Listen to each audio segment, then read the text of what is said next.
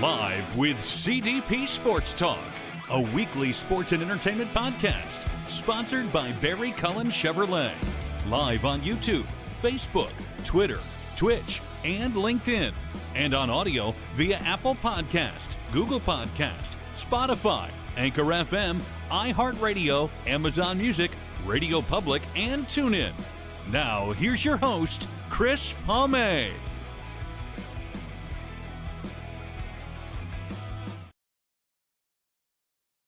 I want to say thank you to Tim St. Clair, the public address announcer for the Chicago Bulls, Chicago Bears, Chicago Fire, for the new voiceover for Live with CDP Sports Talk, which is brought to you by Barry Cullen Chevrolet Dealership, 905 Woodlawn Road West in the Guelph Auto Mall. Check out barrycullen.com for the newest selection of new and pre-owned GM vehicles, or check out and pre-order the new all-electric Cadillac Lyriq or the all-electric Silverado. And guys, I just bought a new vehicle from Barry Cullen Chevrolet recently, a 2023 Chevy Trailblazer, the RS model with all-wheel drive. Check out again, Barry Cullen Chevrolet for new and pre-owned vehicles. And I'm loving my Chevy Trailblazer. And I want to say thank you to the car salesman, Nathan Lottie, for selling me the Chevy Trailblazer car as well. So again, Barry Collins, the official sponsor of Live with CDP Sports Talk. All right, guys, I'm looking forward to my guest today. It's his third time on my show, and his name is Howard Simon. He's on WGR 550 in Buffalo on Mondays, Wednesdays, and Fridays, alongside his co-host, Jeremy. And we're going to talk some Bills and Sabres, and maybe a little bit of Mets if we have time as well. So just 1 second, guys. I'm going to bring on Howard Simon from WGR. Good afternoon, Howard. How are you doing? Good, Chris. How you doing today? I'm not too bad. We actually had snow here in Ontario, 8 inches. Can you believe that? 8 inches. I actually had to shovel today. Wait a minute. You're in Ontario. You're not allowed to use inches, right? Although that was ours. Okay, so maybe 15 centimeters, 15 to 16. No, I'm glad, because I didn't know I've never learned the whole changeover numbers. So driving to Toronto is always, what's the speed limit again? So it's all right. You go with inches. Yeah, some parts of Ontario now it's 120. Some are 110, 120. So it just depends on what part of Ontario. But we actually had a little snow, but I'm not complaining. It's not 7 feet of snow. So a little bit of snow is not going to hurt us. That's true. We had a little bit here too, just a few inches. Nothing after the blizzard. This is a dusting. How long did that 7 feet of snow last? Did it stay around for a while, or did it go away pretty quick? My neighbor still had a little clump left the other day, so most of it was gone. It actually, by the next week, 1 week removed from it, at least where we live, a lot of it had melted away. I mean, there were little patches that hung around, but a good chunk, most of it was probably gone a little bit about a week later or so. They were saying this blizzard of 22 was worse than the blizzard of 77 in Buffalo. I was not here for that, so I don't know. My brother actually was up. He was going to college up here, and they were stranded on campus for a couple of weeks. But it's weird. I mean, I know I asked people about that on Twitter. I got some different responses. I got some people told me they thought it was worse. Some people said it wasn't as bad. I'd never seen anything like it. I mean, I've seen bad snowstorms here, and we've seen occasional whiteout conditions, but I mean, it was a good 24 to 36 hour stretch of don't even think of leaving the house. Just let it all come down. You're not going anywhere anyway. It was nasty. It's just funny how Buffalo gets it, but Toronto usually doesn't get it. And Toronto's right off Lake Ontario. I guess you guys are just located in the perfect spot for the snow, I guess. Yeah. I mean, the lake effect was, it just, where we are usually, we're north of the city. Usually the band sometimes pummels south, which is why, Orchard Park, where the Bills are, they tend to get pummeled pretty good. But this time, the band, when it moved north, it just kind of hung there for a little while, and it kind of settled in. When that lake effect snow band picks its little 10-mile wide region and sits there, I mean, it can crank out 2-3 inches an hour, and boy, oh boy, it can add up really fast. But like I said, the snow wasn't the issue. I mean, 7 feet of snow is a lot of snow. But it was the winds, it was the high winds and the whiteouts and the blizzards. I mean, you couldn't go out. You wouldn't even think of going out to like do any snow blowing or shoveling or anything until it was all done. And then it was really hard for for them to get the streets cleared. So a lot of people were stranded for quite some time. And obviously it turned out in such tragedy with more than 40 people dying because it just, yeah, like I said, I'd never seen anything like it. And it was just, we stayed in the house for 2 days. And I guess this year the Buffalo Bills had to deal with a lot, not just with the weather, but with Damar Hamlin as well. Can you just maybe speak about that situation as well? Yeah, I've never seen anything like that either. I think Bills fans, if you go back a little bit, you remember Kevin Everett and what happened Yes, yes. here.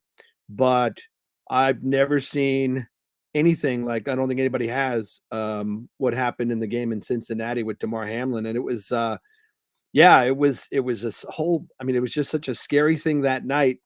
And then everything afterwards, everything the Bills went through and the daily updates from Cincinnati, but also what happened and the love, the attention, the love, and everything that happened with Damar, it became a global story. I mean, it wasn't just a Western New York story. It wasn't just an NFL story. It did affect players and coaches all across the country. I didn't really understand completely how big of a story it became, nationally, internationally, and of course all the donations to his charity foundation. It was really, and everything the Bills, how they were struck by it, the emotions they were dealing with at the game that night, and even the few days afterwards when they finally started talking to the media. It, obviously we're of course happy that it turned out the way it did, and he was healthy and back, and he was at the game the other day, and hopefully everything goes well for him going forward. But man, that was, I've never, I swear I thought I watched a guy die on the football field that night. When the ambulance was going off, I thought for sure we just saw somebody die on the football field. Speaking of that, I was at that Bills game in 2007 against Denver with Calvin Alvarez, and I believe they delayed or stopped that game for what, 45 minutes to an hour. I can't remember, but it was a long time, and the fans and including myself didn't know whether he was alive or Right. deceased in that. And they did restart the game, but the fans I found had trouble getting back into it along with the players, and that was a pretty serious injury with Alvarez. He was ended up being paralyzed. I think we've seen that. That's why the way the Damar Hamlin thing began, we've seen that scene before. We've seen guys get hurt in an NFL game, and people will take a knee, his teammates will be around him and all that, and then it's typically, is he okay? Is it his neck? Is it his back? Is it his legs? Is he moving? But the sheer look of terror on the faces of the Bills players. So we've seen that before, and right, typically it's like, okay, we'll wait and see. Okay, they're bringing out the ambulance, they're putting the guy on the backboard. Hopefully it's just precautionary. He does a thumbs up. He goes to the hospital. Later during the game, we hear word, hey, he's moving his arms and legs. Everything seems to be okay. Most of the time, that's what happens. That, again, this is why this was different. And even in the Kevin Everett thing, yeah, they resumed the game. And I think Denver ends up winning that football game. But I think Yes. as a fan, sure, it's really scary as a teammate and a fan, because you're wondering what just happened to this guy. Is Kevin Everett paralyzed? Is he okay? Did he live? What's happening? And it's really hard to see that. And all of a sudden, block it out and go, hey, what are we doing on 3rd and 5? It's just a very weird kind of situation for that game. And I absolutely agree with the teams agreeing to not play that rest of the game, because these guys, we all love sports, Howard, and we're all football fans as well. But these guys are human beings with family and friends and teammates, and I thought that was the right decision to call that game off. Yeah, I don't see how they could have played. Again, with the severity, this was not a stinger. This was not, he didn't feel his legs for 2 minutes, but everything's okay as they took him to the hospital. This was a guy who was getting CPR. They had to work on his heart on the field to make sure he didn't die. And if he didn't have the medical attention, the amount, the quality, and the timeliness of it, maybe he doesn't survive. So in hindsight now, sure, there was no way they were going to play the game, but I think you knew that. Again, you just looking at the looks on the Bills players' faces, the way Josh Allen looked. Then they showed Trey White on the bench being comforted by somebody, and then I think it was Stephon Diggs. You could see tears coming down his face, and I just thought, this is really serious stuff. There's no way these guys are going to want to play a football game. And to the Bengals' credit, they understood that. And like I said, it wasn't just a Bills story. I think as time went on, we saw a reaction around the league, what coaches thought, what players thought. Teams around the league automatically had, mental health specialists available for their own players to talk about what they saw, because everybody's watching on Monday night, right? And the rest of the league is watching, and they think a guy might have just died. So it was there was no way they could have played that game, but I think it was important for everybody around the league to kind of process that stuff and figure out how to best proceed as well. Just shows you the importance of having medical staff at any sporting event. And I have first aid CPR as well, and I've had to do CPR and use a defib on somebody having a heart attack and stroke years ago, and I was able to be a small part of saving their lives. And it's just even if you don't know that person, is very stressful, and it just seems like 2 minutes seems like 2 hours when you're doing CPR and stuff like that. Yeah, and I knew there were medical personnel at the game, but I never knew, to the NFL's credit, I didn't know the extent of their plans and what goes into putting together their medical plans for every home game, how it's staffed every home game, the number of medical personnel that are there, the variety of medical personnel that are there, the fact that in each city, you have to have a designated trauma center and a staff ready to go at a moment's notice if something happens in that game and they've got to rush somebody to the trauma center. So, the training, I guess all these people that work together at a home game go through training every summer before the season begins. And I had no idea they did all that. And thank goodness they do. Thank goodness they had a plan.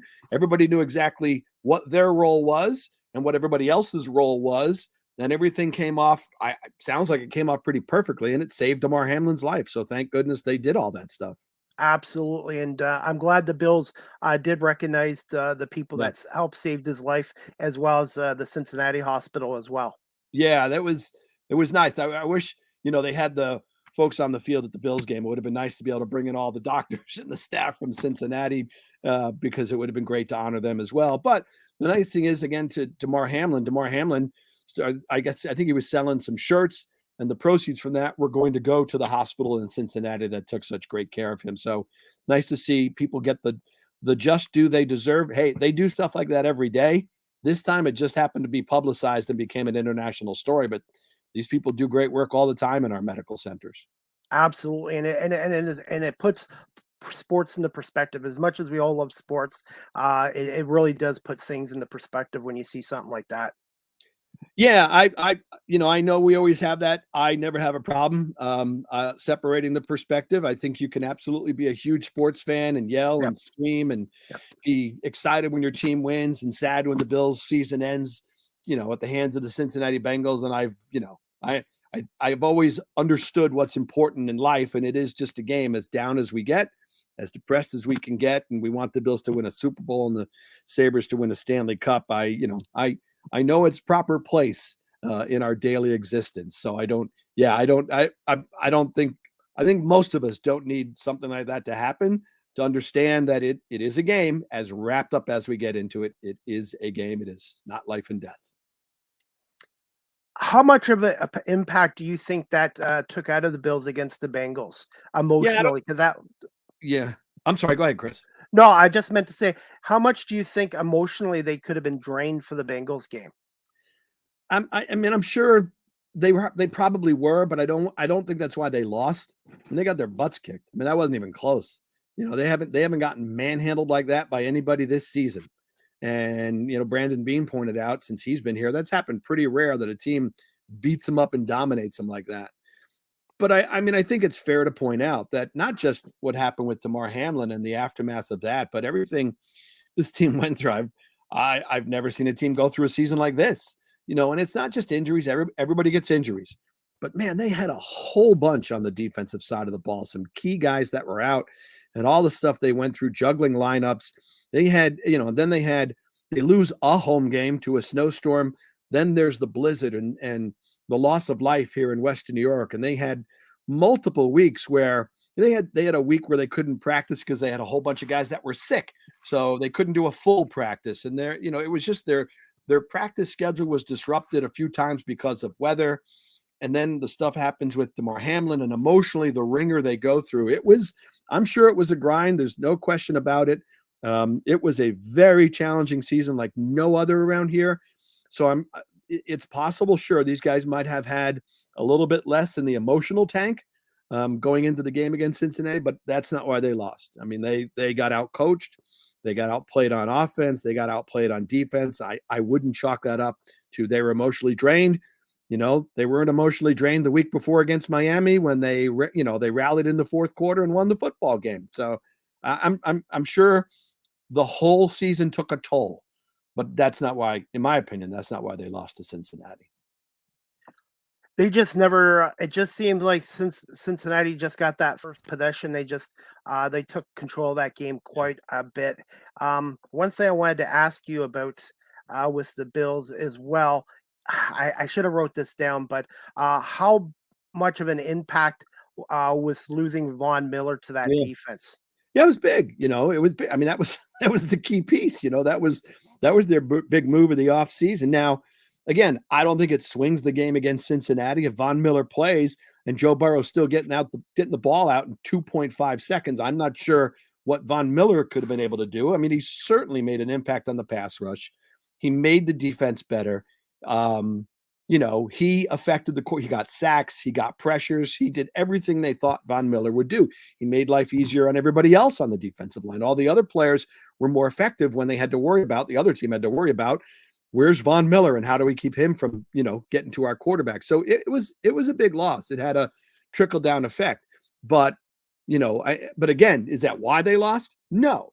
I give credit to Cincinnati and Joe Burrow. I mean, they played 3 backup offensive linemen, and the Bills barely got a sniff of Joe Burrow in the game. So Von Miller, of course, would have helped, but I don't think he swings that game. That would have been a major shift. And, Von Miller's presence or lack thereof does not have any bearing on the fact that the Bills offense managed only 1 touchdown. Quick thoughts on Greg Russo and Ed Oliver. Yeah. I think Russo is a good player. I think he was definitely helped by Von Miller's presence. I think that made life easier for him. And I think he's going to be a good football player going forward. I like his skill set. I think he brings a lot of positives to the team. Oliver, to me, it's weird. I love Ed Oliver, and I thought, I'm not saying like Aaron Donald, right? Like that's the top of the bar for defensive tackles. But the way Oliver was progressing, I thought he was turning into a guy who could be a really disruptive player in the interior of the defensive line. And I thought the moves they made in the offseason to overhaul the defensive line, Von Miller, Tim Settle, Daquan Jones, the guys they brought in, I thought, that were an upgrade at defensive tackle for sure. And that would help Ed Oliver. And he just, even Brandon Beane pointed out, Brandon Beane, when he was asked about Ed Oliver, he said there was some meat left on the bone, something like that. And I think that's a fair thing to say. He didn't have the sack numbers. It just didn't seem like he had the disruptive presence as the season played out that I thought he would have had this season for a number of different reasons. So I like him. I think they're going to have a really big decision on him coming up. They picked up his 5th-year option, so he's under contract for 2023. But for a team that's not in great cap shape, the next offseason, that's a big contract that Ed Oliver is going to be looking for. So I think how he plays next season is going to determine a lot about his future. I'm not sure what the Bills do with him, after 2023. One thing I wanted to ask you too, Howard. I'm a Philadelphia Eagles fan, and they built the team through the D line and the O line.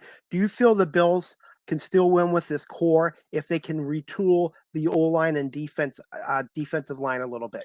Well, I don't know about retooling the defensive line. They just did that last offseason. And they spent a lot of assets, draft and free agency to build that defensive line up. So I'm not sure how much and most of those guys are under contract. Shaq Lawson, I don't think is. I'm trying to remember if Jordan Phillips might have signed a 1-year deal, but Von Miller's back, Russo's here, Basham's here. He's under contract. Epinesa, Oliver, Settle, Jones. I mean, I would think it's mostly bring those guys back. The offensive line's a different story. The offensive line needs some help. It needs at least 1 starter, maybe 2.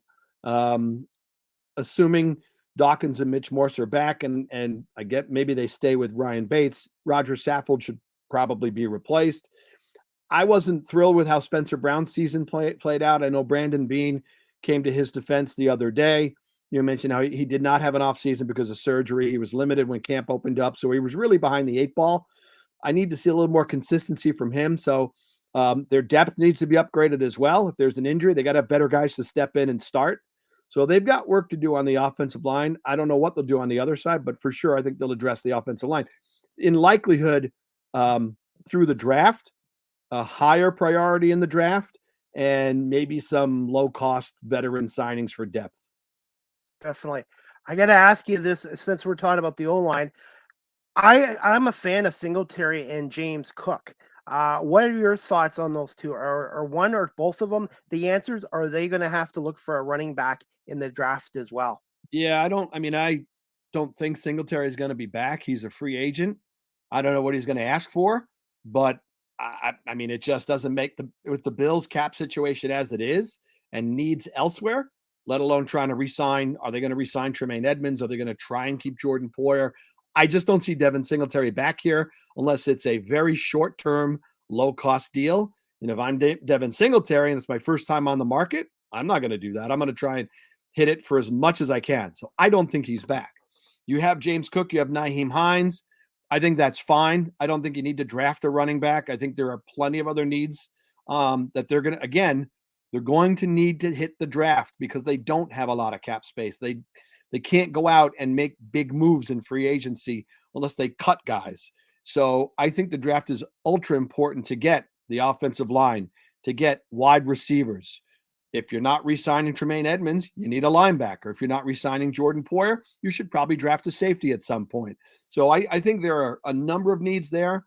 I would not draft a running back. I would assume you just make James Cook the number one guy. And Nyheim Hines was brought in, but really didn't get a shot on the offense. He did a nice job in returns, but he barely touched the ball on offense. That guy can be your number 2 back next season. Who do you blame for that, Sean McDermott or the offensive coordinator, Ken Dorsey? Yeah, I mean, ultimately, I guess it's got to fall at the feet of the coordinator. I don't know. I mean, I know what they talked about how it's tough to get the guy up to speed on the playbook and all that, but my goodness, he averaged 1 offensive touch a game. 1. I mean, he's on the field. You can't teach him. I mean, a few routes, occasional handoff. I mean, it was amazing. So if I had to make a guess, I would assume that's on the guy who draws up the game plan and needs to find a way to, we're not talking about a ton of work, but how about just a handful of touches? He's the guy with some speed. And, this offense needs some speed out there, especially in its passing game. So I would assume that falls on Dorsey. I mean, he's the guy who's drawing up the plan each week about what they're going to do. We'll get to that in a couple minutes. I was going to ask you about Gabe Davis because after last year's game against Kansas City, everybody penciled him in as the number 2 receiver. Do you feel next year he could still be a number 2, or do you think he would be better off as a number 3 option and bring in somebody from the draft to try to back up Diggs? I would bring somebody else in. I'm in that group. I saw what he did, and I just thought, when they moved on from certain guys, Gabe Davis would elevate to 2 and Isaiah McKenzie would elevate to 3, and they would be fine. And neither player was really up to that role. Although I think more so Davis. I mean, Davis got targets and had some inconsistencies. I mean, McKenzie, he's probably is just a limited kind of role guy to have in your offense as opposed to a full-time slot guy, number 3 guy, what have you. I wouldn't run it back with Gabe Davis as number 2. I think he's a good receiver. And, I just don't think he's consistent enough, it's so hard. It doesn't seem like that he's that good in terms of variety of routes that he runs. Gabe Davis is about contested catches and making some really tough catches every now and then. I need a guy who gets open more. I need a guy more consistent. I need a guy who runs all the routes. I need a little bit more of a polished wide receiver, I think, than Gabe Davis. Now, he'll be here. He's under contract. He's a good guy to have in your top 4. He probably had a higher snap count than Stephon Diggs. They love him as a run blocker. So they value Gabe Davis. But I think you got to do better. I think he was too inconsistent, and I think you need a better overall wide receiver than him. You can knock Gabe Davis down to 3, and then you can try McKenzie as your 4th guy, or if Crowder is back, or bring in another receiver. But I don't think either of those guys was ready or is ready or will be the higher, bigger role that we thought they would do, I don't think either one is good for it. Any chance Cole Beasley comes back next year with the Bills? I mean, he wants to be back. I wouldn't do it. I mean, I just, when he left after the 21 season, I mean, I think you could see his body was beat up. I mean, he's not the biggest guy in the world, but he plays with no fear. So he has no problem going into traffic, taking a pounding, going over the middle. That takes its toll. And the Bills always talk about availability. And I think with a guy like Beasley, with his wear and tear, you'd be managing his practice time. You'd be worried about his availability. Would he be wearing down over the course of the season? I would go in a different direction. Definitely. This question I wanted to ask you too, before I forget, what is the current overall mood in Buffalo and Western New York right now towards the Bills? Are they still optimistic about this team contending for a Super Bowl next year, or are some people saying maybe it's time to get to step back for a year? People are angry, I think you kind of have to remove yourself a few days, I think, to get an accurate feel for how people are thinking or feeling. Like, this week was still fresh. The game is still fresh. It's really hard. It's hard to take a step back when the season just ended. And it's hard to take a step back when you're sitting here thinking about the Bills this week, and Sunday at 6:30, you're not watching the Bills play Kansas City or whoever, you're watching Cincinnati play Kansas City. So I think, the wound is still a little too fresh. There were definitely, there's an element, or there was an element of fans on Monday, and as the week played out, that are angry, that, want a new offensive coordinator. There are people who have lost faith in Sean McDermott. It's a small number, but there are people who are thinking, okay, he's good, but he can't get us over the hump. So maybe it's time for another coach who can do that. We've had a lot of talk about the weapons on offense. There's a lot of stuff that's floating around. I think if you take a step back and get past the initial hurt of the week, I think people will still understand the Super Bowl window is still open for this team. I don't think it's closing. It's a little bit more of a challenge because they have cap issues. But I think if most people, once they get over, if they're not over it yet, the depression of losing Sunday, I think most people will look at it and go, okay, hey, Josh Allen's still here, got a great quarterback. It's still a lot of talent on this roster. And there's no reason to believe. I mean, I think the loss to Cincinnati would probably make you think, all right, now they're behind the Bengals and the Chiefs, but are still good enough to contend in the AFC. That's what I feel about it. And I think most people would still believe that this team can be a Super Bowl contender next season. If you told Bills fans even 4 or 5 years ago, hey, would you consider a 14-4 season a success? I think a lot of people would say it was a pretty darn good season, 14-4. Yeah, but it's all relative. I understand that. I think Brandon Beane made some kind of, I think in his news conference the other day, I think you could kind of tell he wouldn't show it. It's just me guessing that he was getting frustrated at some point. The way the questions were coming, it's like, hey guys, we didn't go 7-10, so I understand that, but the bar raises, I'm sorry, it's not good enough. If we're going to sit here and talk about a Super Bowl contender and, where the roster, I went into the season thinking it was the best, deepest roster in the league. And they could win the Super Bowl. All right. We can't forget the drought. It's not good enough just to make the playoffs. It's not good enough just to win the division. This is about trying to win a Super Bowl. It's hard to do. Obviously, it's never been done by a Buffalo Bills team. But, I understand that, but I don't want the Bills to think that way, Chris. And I don't think we should think that way. 14 wins. Yeah, but you lost at home in the divisional round, got your butt kicked. That's a step back.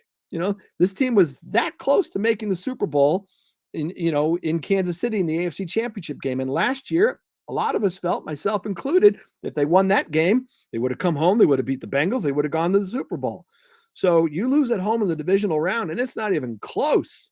That's a step back, and that is not good. So the record and all that stuff, marvelous. You got to win games to make the playoffs, but this team's judged on a much, much higher level now, and it should be.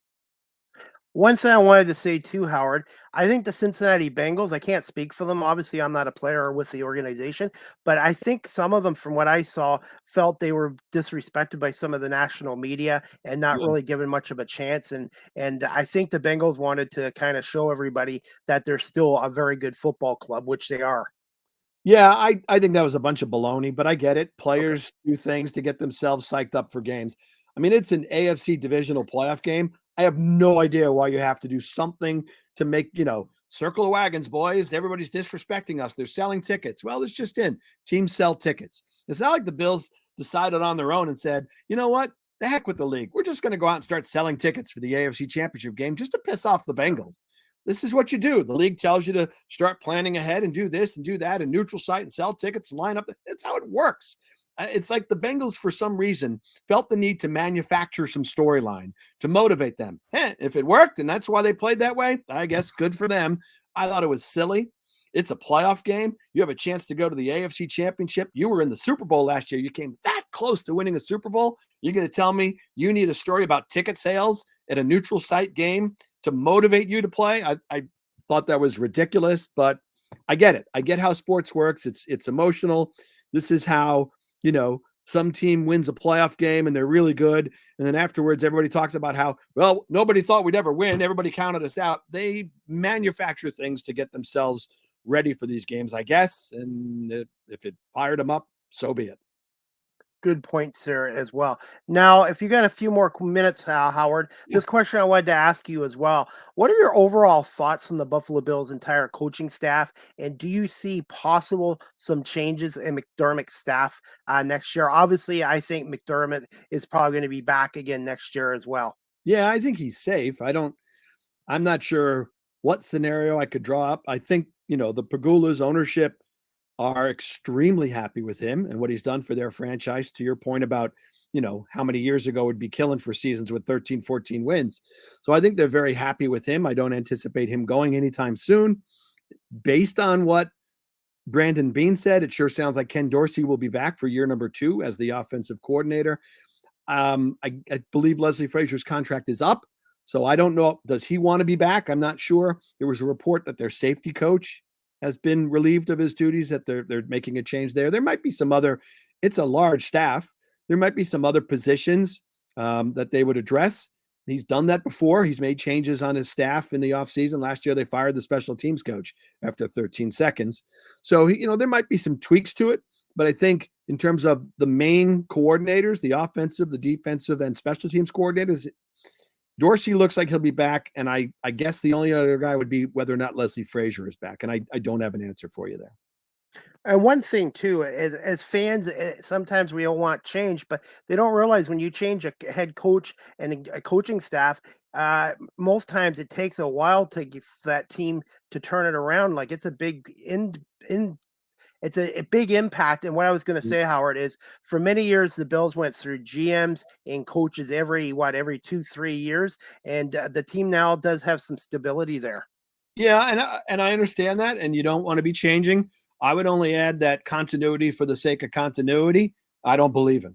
So I'm all for not disrupting, and Josh is familiar with Dorsey, and the coordinators are familiar with the players, and the players are familiar. I get it, and you don't want to be changing coaches every 3 years like the Bills did during the drought, and changing GMs, and the next GM has a different philosophy on how you build a roster. I get all that stuff, but again, you have to evaluate each person, how they do their job. After every season, are they the right guy for the job? Do we have the best people going forward? And a reason to not make you don't make a change, or you make a change if you think you need the best people going forward. You don't not do it because, well, but we don't want to upset the apple cart. And if we bring a new guy in, then there's going to be new terminology or a new playbook or do this or do that. Whatever. Guys will adjust. Players will learn how to handle it. I don't anticipate a big house cleaning on the staff anyway, so I think that's a moot point. But, don't keep someone around for the sake of, well, changes make things a little more challenging. Yeah, that's just the way it works. What are the thoughts on Brandon Beane? And do people think he can get this team over the hump possibly in 2023? Yeah, I think he's done a good job. I think, has he been perfect? No.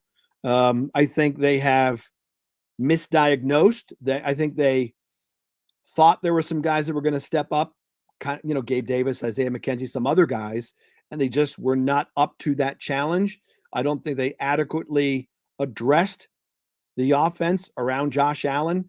The wide receiver position, Jamison Crowder getting hurt didn't help, obviously, but boy, it's Stephon Diggs and then just a bunch of pieces.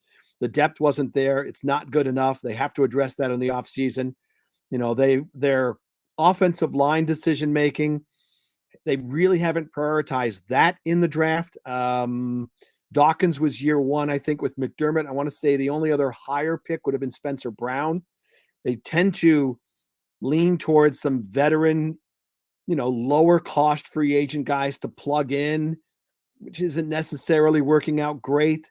So I think, I think he's largely done well. They probably overdo it in terms of acquiring, drafting, trading for running backs.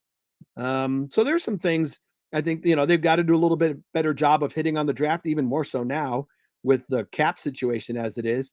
So he's got some holes to fill and some decisions to make. And I think, they have invested heavily on defense.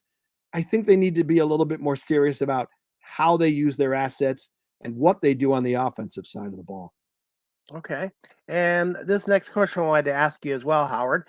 In your opinion, has Josh Allen regressed without Brian Dable?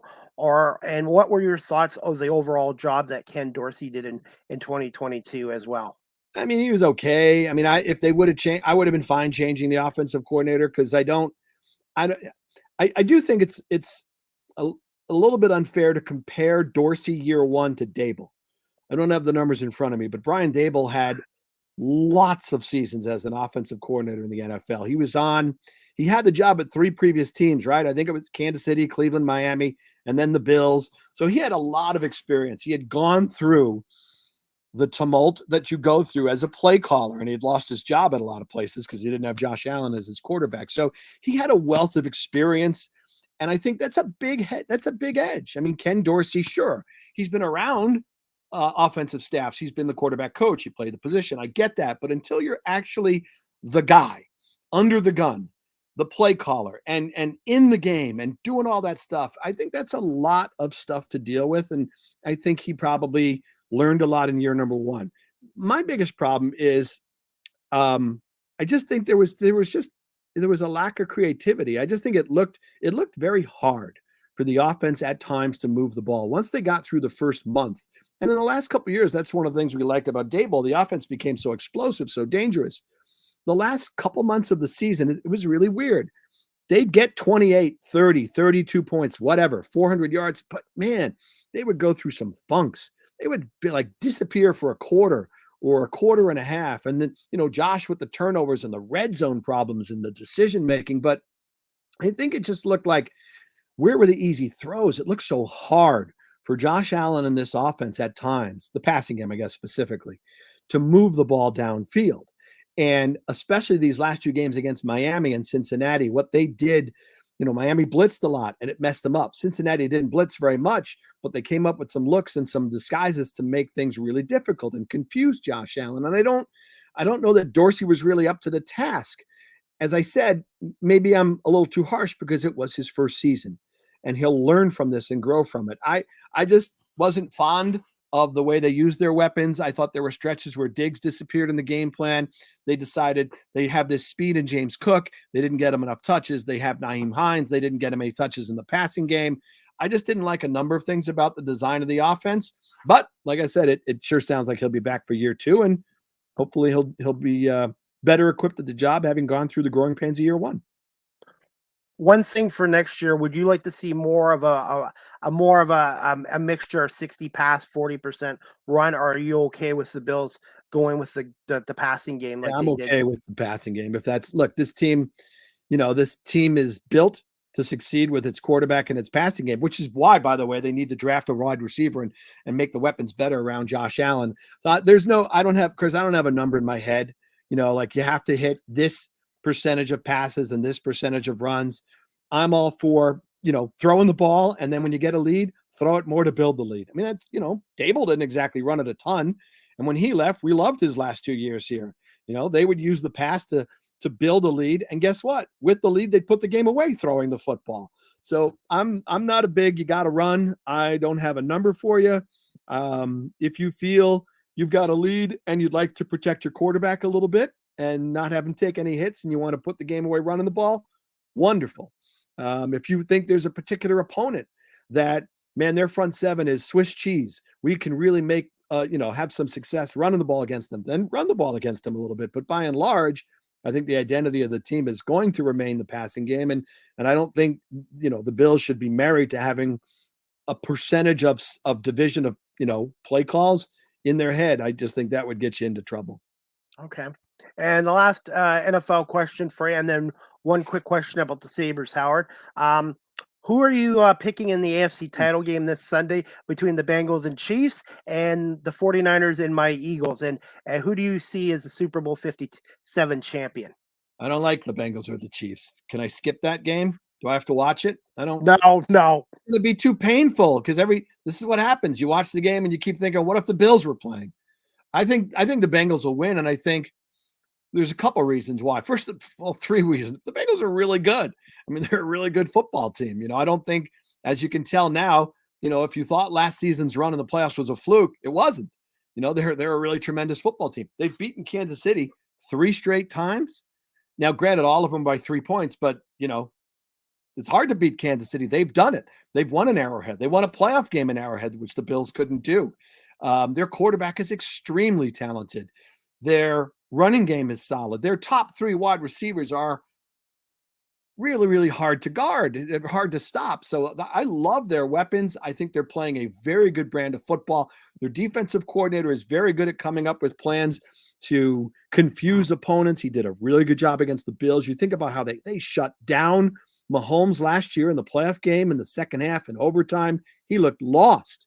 So I think that, and then if you need anything to drive it home, there's no way Mahomes is 100%, right? He's got a high ankle sprain. I'm not sure what he's going to be able to do in this game. When we see Mahomes make those really crazy plays like Josh, right? The off schedule, you think you got him. He rushes out to the edge. He's throwing on the run. He's doing all these sorts of things. Is he going to be limited? I would assume he's going to be limited because of his ankle. If he is, that makes life even more difficult for Kansas City. So I think the Bengals win. What do I think about the NFC game? I guess I'm going to ask you, how healthy does Hurts look to you? The game against the Giants, one of the first plays with a 32-yard bomb to Devontae Smith. He ran for a touchdown. They ran the ball down the Giants' throats too, 44 times for 268 yards, 3 rushing touchdowns. Hurts passed, I think, maybe 25 times for 175 yards. But Jalen Hurts looks good right now, and the Eagles right now, the running game is good. They've and getting AJ Brown. Everyone talks about Christian McCaffrey impact with the Niners. AJ Brown, almost 1,500 yards, an Eagles franchise record in his first year. AJ Brown has helped the development of Devontae Smith and also Jalen Hurts. And if Lane Johnson can gut it out, because he's got an abdomen injury right now that needs surgery, if he can gut it out and they can get Avonte Maddox back, I think the Eagles will win this game. I don't think it'll be a blowout. I think it's going to be a physical football game, but I think Philly being at home and I think Hurts feeling a lot better is going to be huge in this game on Sunday. Yeah, I guess, and their defense is really good too. I know the 49ers have the best defense in the league, but Philly's is good. They got a tremendous pass rush. I think they can make life difficult for Brock Purdy. I don't think it'll be a blowout either. I think it's a pretty evenly matched game between 2 balanced football teams, quite honestly, and 2 good coaches too, right? So I think this will be a tremendous game. I'll tell you what, I'll make you happy. I'll give Philadelphia the edge. If you tell me Jalen Hurts is healthy, then I'll take him to make a few more plays than Brock Purdy over the course of the game. I don't think he's 100%, but what player is 100% at this time of the year? But I would love to see Kansas City and Philly because of Andy Reid connection with Philadelphia. But Howard, I got to go with my brain, and my brain says the Bengals it's going to be a Cincinnati-Philadelphia Super Bowl. Yeah, it could be. I mean, like I said, I think I'd be a little surprised. I would make the Bengals the favorite for this game, and I'm guessing the Eagles are with home field. They're the favorite for that game. So Cincinnati, Philadelphia would be a good Super Bowl. Although, look, San Francisco's on a roll too, right? They've won if it's San Francisco and Cincinnati, what, one of them's won 12 straight, the other one's won 10 straight games. It'll be a Yeah, great so too. either way, it's going to be a great matchup Yeah. in the Super Bowl. Yeah. Either way. So, and my last question for you, Howard, before I let you go, just quickly, what are your quick thoughts on the 22-23 Buffalo Sabres, the positives, and where do you feel this team might need to address at the trade deadline in the offseason going forward into 2024? And do you think this team right now is capable of making the playoffs? They're fun. The season is really fun. They're entertaining. They're skilled, they're fast, and they've got one of the best offensive teams in the National Hockey League. I never really thought I would have been saying that this season, and it's something we haven't talked about with the Sabres team since maybe going back to the days of Briere and Drury and Vanek and Pominville. So I think fans are very happy with the state of the franchise right now, where they're at. They're playing pretty consistent hockey. Their worst stretch of the season, they went through like an 8-game losing streak. They had 3 guys out on defense, and they were really kind of getting hammered in their own end. But they're good. They're legit in the race. So I don't know if they're going to make it, Chris, but I think they're good enough to hang in the race, because I think there's enough offensive depth. You can't just concentrate on the Thompson line or hope your power play works. Their power play has stunk lately, and they're still finding a way to win hockey games. If the Thompson line has a quiet night, you can still get some contributions from the other guys.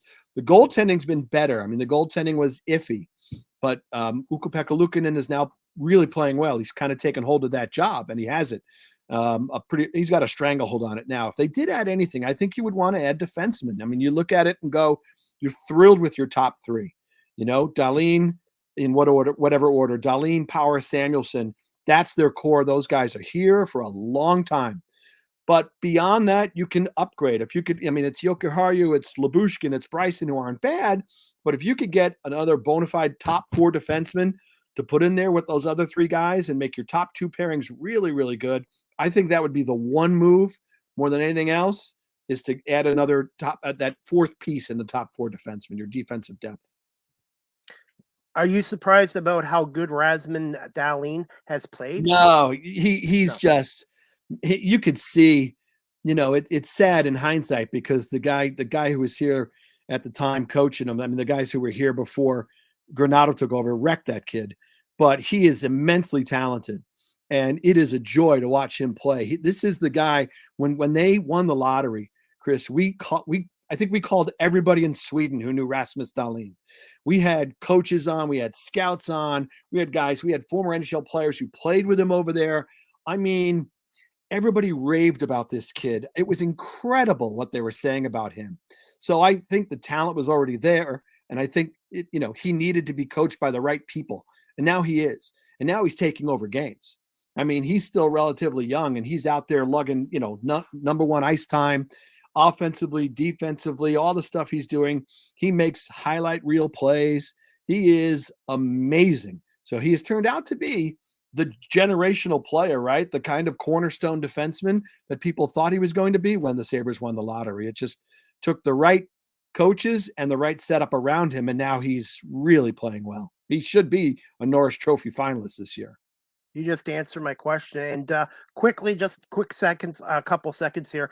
Owen Power, how has he done how has he developed so far this year? Great. I mean, for a kid his age with the relative lack of NHL experience, he looks really calm, really poised, very comfortable in his skin. I mean, Dahlin went through some growing pains. Again, a lot of it was coaching, but he went through some stretches where he looked tentative and nervous, and he was afraid to make a mistake and all that. Power looks extremely confident in his own end, joining the rush. You look at him in the offensive zone, what he does away from the puck, his vision, his decision-making at that age. Again, and they're putting a ton of ice time on him. They are not protecting him. They're putting him out there against whoever he needs to be out against, and he is rising to the occasion, which to me, again, number 1 pick in the draft, right? You're supposed to be really good, and he is hitting fast. So, as I said, he and Dahlin, and I think Samuelson as well, the Sabres are set up with 3 really good young defensemen. And you know what? And I keep telling my friends this too.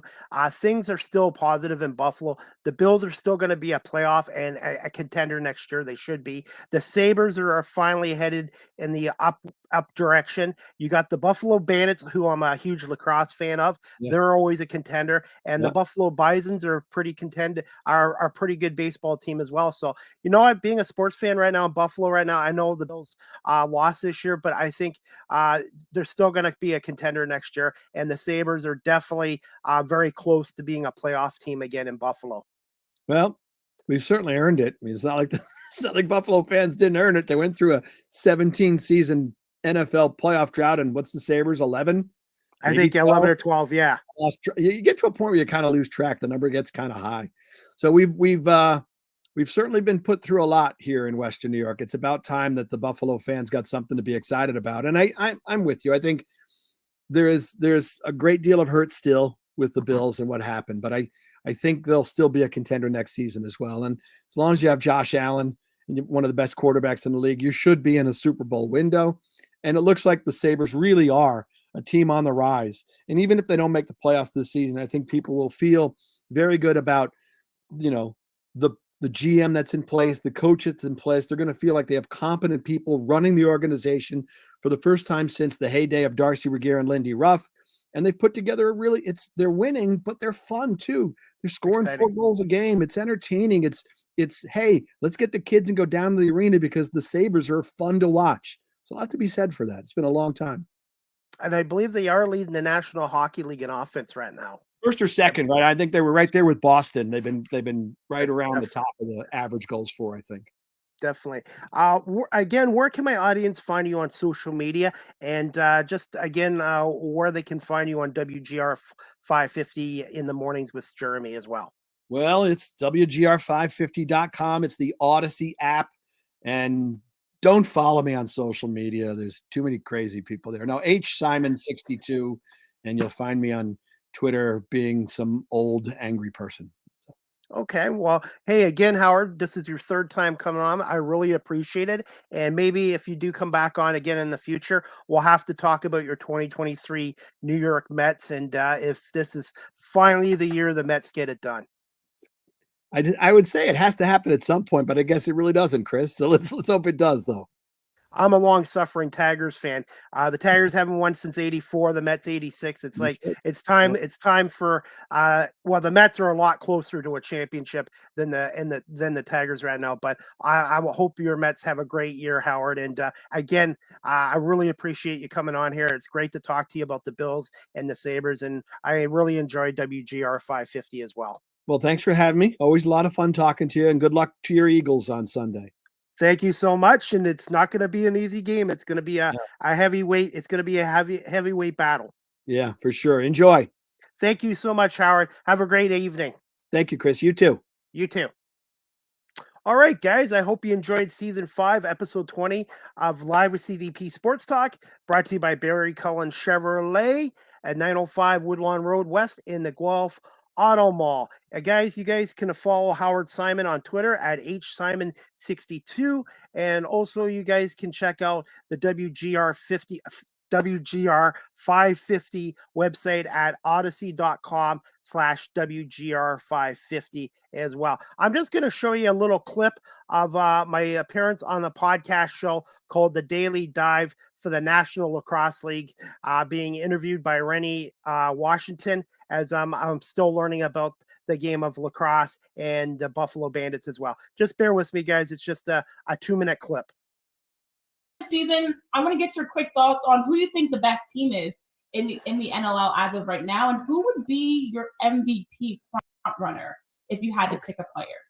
Okay, my 2 top teams right now in the National Lacrosse League would obviously be Rochester and San Diego. Out of the West, they're 4-1, and obviously Rochester's 6-0. And my MVP right now, I'm a little biased here, but I would go with Josh Byrne because I think he's really stepped up his game this year, especially with the loss of Connor Fields to the Rochester Nighthawks. But I'm so happy that Rochester franchise is doing well. The other night, they got their first ever win against the Bandits, and I just think it's great for the sport there. And And Josh Byrne has been outstanding.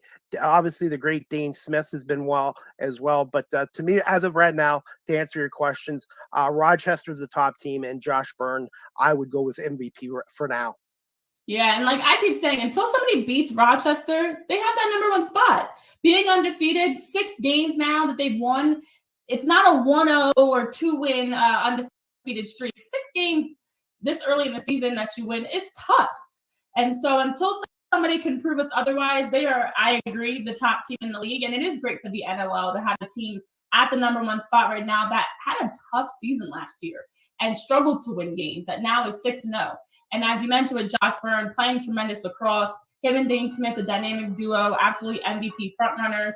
And so it is exciting to watch as the season unfolds. My last question for you before we wrap up is, which team do you feel like is the worst team? I know it's hard to talk about, but who do you think is in that struggle, on the struggle bus right now across the NLL? I know we've talked about the Riptide, the Desert Dogs, the Warriors, the Swarm. Is there anybody that you've seen so far that's just got you shaking your head? Well, everybody would say Vegas because they're an expansion team, but I would say right now, in my opinion, would be the Georgia Swarm. They're 0-4, and that's kind of a surprise. And the New York Riptide too. I thought they would be a little bit better of a team as well. But I guess right now, to answer your question, the Georgia Swarm, since they're 0-4 and they haven't won a game yet. But one thing about the Rochester team before I wanted to leave, let you go, against Buffalo, they were down in that game 8-4, 8-5 at halftime. In the second half, they limited the Bandits to 4 goals in the second half, 3 in the third period or quarter, and then 1 in the final quarter. And that's not easy to do because the Bandits have an explosive team. So, but to answer your question there, definitely the Georgia Swarm as of now, but there's still plenty of time for them to turn around. It's still early in the season yet, and there's still opportunities. Absolutely, Chris. Starting 0-4, they are, as we know, the final team that is winless across the NLL, which is something we've actually talked about on Daily Dive. Who would be the last team undefeated? Rochester. Who would be the last team winless? The Swarm. And so, as you mentioned exactly, not only on paper, but just from what we've seen, haven't been able to get over that hump to get a victory yet. And I agree with you. Rochester not only winning to knock off Buffalo, that game was special for many reasons. We saw a team that was able to make a comeback, that down to the wire, back and forth game, and able to come away with the win. So, Chris. Okay, guys, that clip was courtesy of the Daily Dive podcast on their YouTube channel. And again, thank you to Michael and Renee Washington for having me on the Daily Dive National Lacrosse League weekly podcast show as well. Guys, just to let you know, premiere episode of the Small Talk podcast with my host Andy and myself this Saturday, January 28th at 5 p.m. Eastern, with special guest Daniel Jaworski. She's a media host, speaker, coach, consultant, and mentor for women 40 plus. So I hope you guys can tune into my monthly podcast show with my co-host and Andy called Small Talk. And we're going to do it once a month on Saturdays, hopefully, and get local it's going to be a local news and local business podcast show as well. Again, so I hope you guys can tune into the Small Talk podcast this Saturday at 5 o'clock with my co-host and Andy and special guest Daniel Jaworski as well.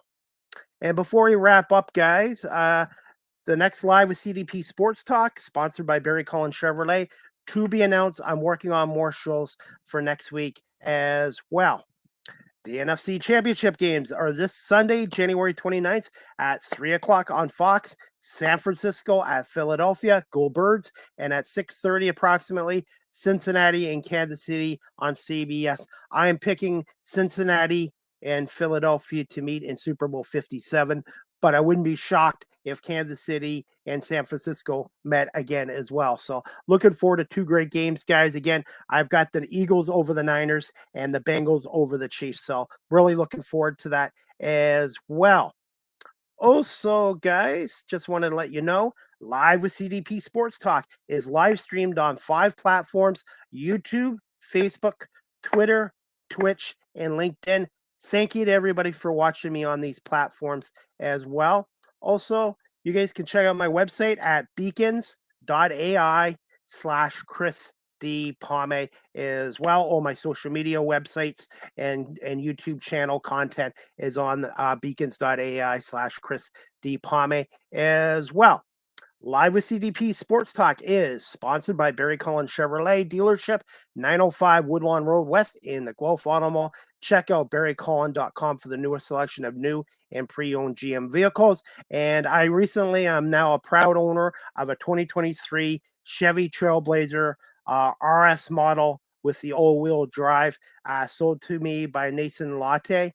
I want to say thank you so much to Nathan and Elizabeth at Barry Cullen Chevrolet. I love my Chevy Trailblazer. It's good on gas. It's comfortable. And I'm still getting used to going from a 2012 Chevy Cruze to a 2023 Trailblazer. But again, check them out for Trailblazers or their Silverados or their Cadillac Lyrics as well.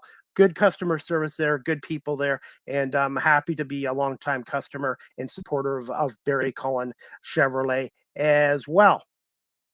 You guys can also follow me on TikTok at Live with CDP. I post a lot of content on TikTok, my podcast promos, and also my work with Griff Vision as well. StreamYard is the official live stream provider of Live with CDP Sports Talk podcasts. If you're into webinars or podcasting, check out StreamYard. Great customer service, great product, and it gives my podcast a professional look as well.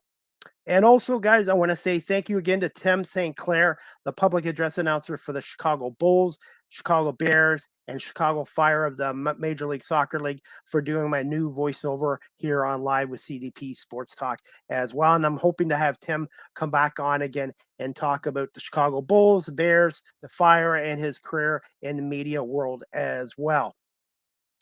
Live with CDP Sports Talk podcast. The audio version is downloaded to iHeartRadio, Amazon Music, Google Podcasts, Anchor FM, Apple Podcasts, Breaker, Pocket Casts, Radio Public, Spotify, Castbox, LinkedIn, Stitcher, and Tuned In, and Podbean. And right now, I want to say thank you to the 22 countries around the world for listening to Live with CDP Sports Talk on my audio platforms. It's just thank you so much for everybody for listening to the show or watching it. I really appreciate it, and I'm amazed by it as well. And that's about it, guys. You guys can also follow me on Facebook, Twitter, Instagram. And also, guys, please consider subscribing and liking my YouTube channel, Chris Palme, or Live with CDP Sports Talk there as well. And you guys can also check me out on LinkedIn under Chris Palme as well.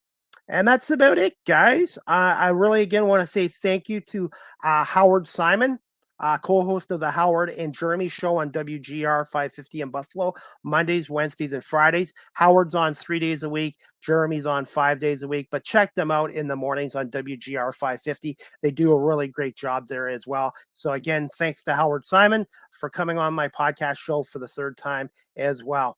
And that's about it, guys. I hope everybody has a great night. Great weekend. I'm off to the University of Guelph to do some work for Griff Vision tonight as a camera operator. The Griffins and Toronto Varsity Blues at 7:30 at the Griffin Center. If you're interested in university hockey, check it out. Or you can watch the Griffins Varsity Blues game on UA or OUA TV, and I'll be doing some camera work as well. And again, guys, premiere episode of Small Talk Podcast with my host and Andy and myself this Saturday, January 28th, 5 o'clock on all these platforms. Again, with special guest Daniel Jaworski as well. Looking forward to speaking to her and looking forward to doing a once a month news local business podcast show as well. So, guys, I hope everybody enjoys the games. Again, I've got Cincinnati defeating Kansas City and Philadelphia defeating the 49ers.